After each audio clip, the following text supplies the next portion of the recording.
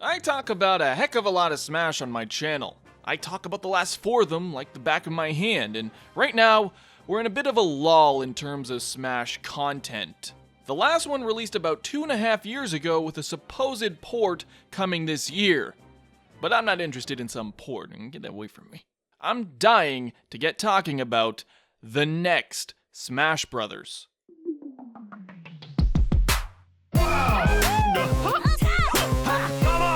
It's Sonic Speed!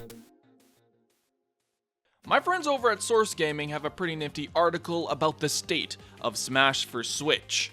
And in it there's this graph that showcases all the Smash Bros in terms of when they started development, how long it took, and the break before starting the next one.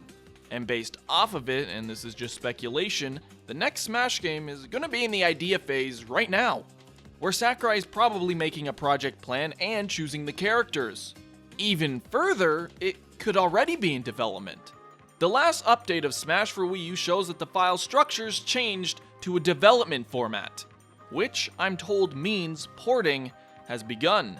Now this could just mean a vanilla port that we're expecting, but it also means they have a working engine of Smash Bros on the Switch, and that does mean a lot. In any case, ideas about what Sakurai wants to do with this game are already swirling in his mind, and I've already chimed in on the topic. Remember this video? How would you go about choosing only 30 of Nintendo's All-Star Fighters? How would you cut down from Smash 4's almost 60 character roster? The reason I made this video is, I don't really know what they could do with the next game. To show you what I mean, let's take a look at the roster of Smash 4. And I mean, this game is nuts. For starters, this game sports 58 combatants in 84 stages. And that doesn't even mention that in this game we have characters like Cloud from Final Fantasy, Ryu from Street Fighter, and Pac-Man, Bayonetta, and Mega Man from their titular games. Bro, we just had Sonic and Snake. We were not expecting this.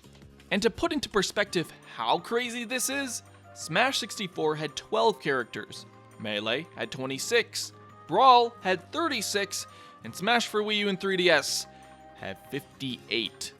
The size of the roster rivals that of Marvel vs. Capcom 2, and good old Dragon Ball Z. I'm gonna take a nice Budokai Tenkaichi 3. But most of these were costumes and transformations, so it's a bit fluffed up. But I think it's safe to say no matter which Smash game you prefer, this game has the strongest roster out of all of them. It would be a damn shame if it didn't get ported.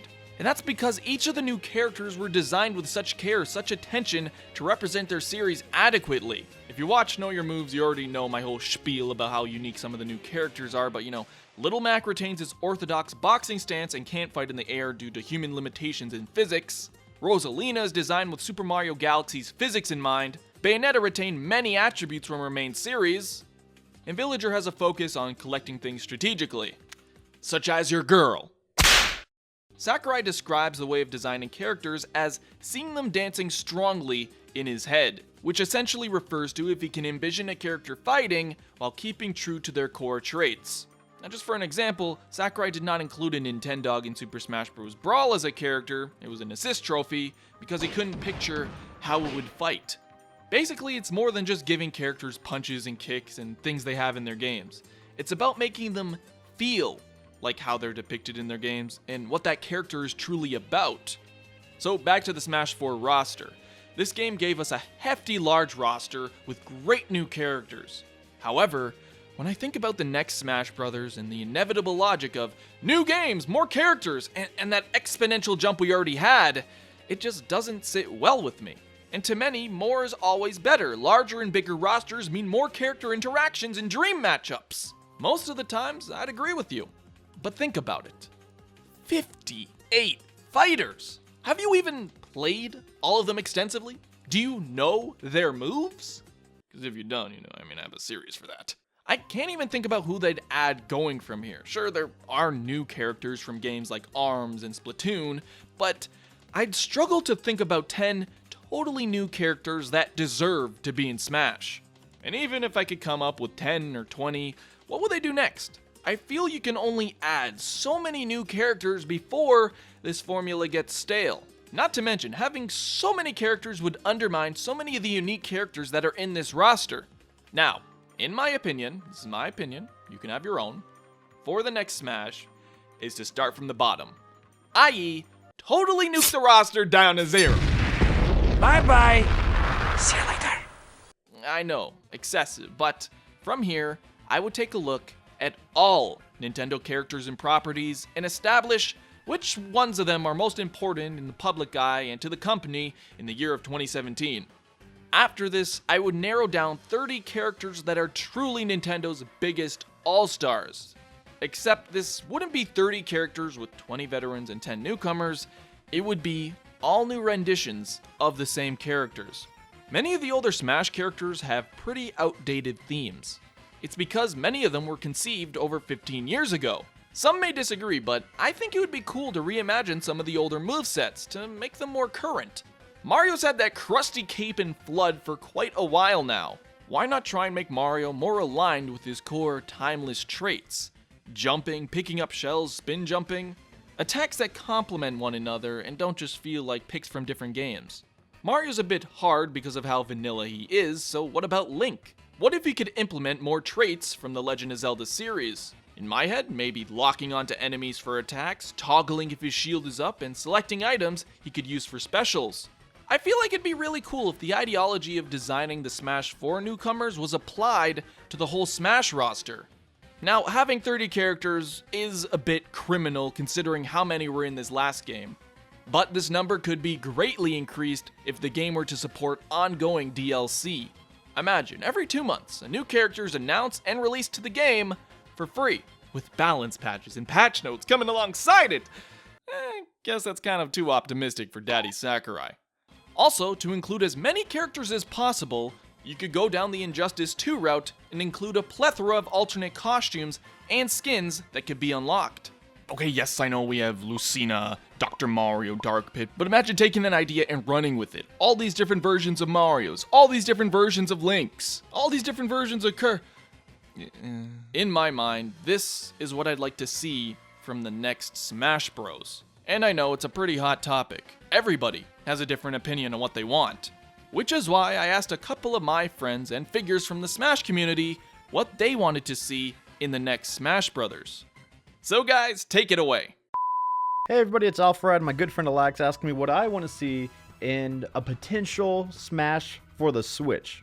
What I want to see in a new Smash Switch is a lot more stages, some competitively viable ones, and more importantly, I would love to turn hazards off. That would broaden the stage list for everything in so many degrees. It'd be incredible. Not just Omegas, like give me the actual stage without, Ridley flying in. I think it goes without saying I'd love to see a lot of new characters. I'd love to see some indie game reps because that'd be a first for Smash. More importantly, show me my girl Cooking Mama, show me some ARMS, show me some Inklings. That's what I want to see. What would be incredibly awesome is if they added like a subspace adventure mode and everything, and I think I'm in the majority for wanting that. But let's say that Nintendo decides to just do a Smash port and just port a Smash 4. I want to see Nintendo All-Stars. Like, show me the Smash Bros. All-Stars. We got Mario All-Stars, Kirby All-Stars. Put all 4 Smash games on one cartridge. That would be incredible. And imagine going to a tournament where every setup uses a Switch. Nintendo could finally endorse Melee and Smash 4 tournaments and still make money off games that they're selling. Like, it's such a smart investment that they're just not doing for whatever reason. Anyways, Alex, thank you so much. Hello, this is Push Dustin. For the next Smash, if it's not a port, there's a couple things that I would expect. The first thing is a new mode that would really highlight the Switch's unique features. For example, using the 2 controllers as a way to have 2-player matches. Maybe using the HD Rumble in some interesting way. Of course, I think a lot of stages and content would return from the Wii U version.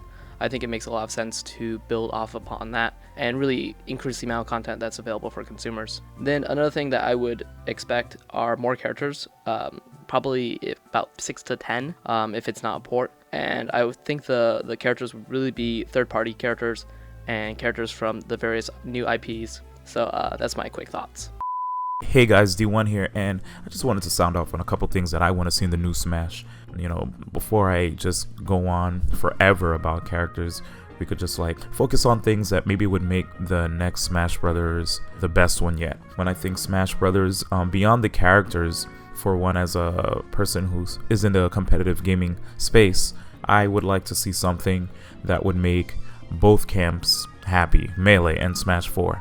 if they could somehow find the perfect medium where people are able have, you know, perfect control of their ground movement, similar to Melee, and at the same time, you know, I really love the mechanic of ledge trumping. I think ledge trumping is actually really cool.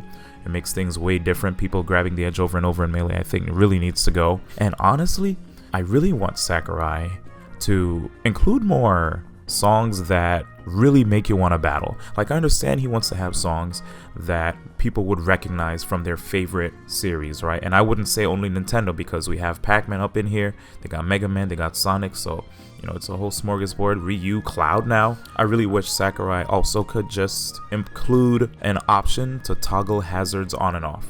He creates so many beautiful stages, and it hurts my heart. Sakurai, if you want to just have all these cool stages, fine, have them. But give us the option. We love stages that have platforms as well. Imagine this. If the next Smash had like 3 stocks for some odd reason, and you're getting completely destroyed by your opponent, you're on your final stock, high percent, your opponent still has all of their stocks.